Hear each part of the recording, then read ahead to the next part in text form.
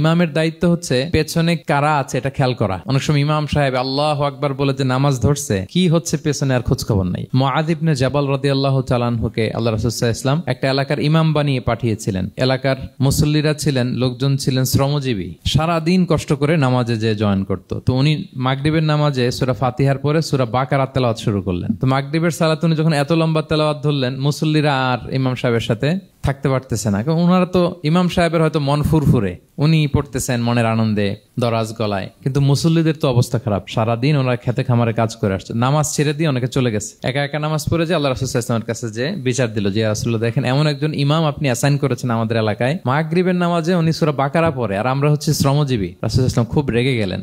মুআয ইবনে জাবালকে ডেকে বললেন, তুমি কি সমাজে ফিতনা ছড়াচ্ছ? তুমি জানো না এরা কারা? তোমার কি সূরা ওয়াদ-দুহা ওয়াল-লাইলি ইযা সাজা মুখস্থ নাই? তোমার কি ওয়াশ-শামসি ওয়া-দুহাহা এটা মুখস্থ নাই? তোমার কি সাব্বিহিসমা রাব্বিকাল আ'লা এই সূরাগুলো তোমার জানা নাই? উনি বললেন জানা আছে। তো এগুলো রেখে দিয়ে মাগরিবের নামাজে কেন সূরা বাকারা ধরলা?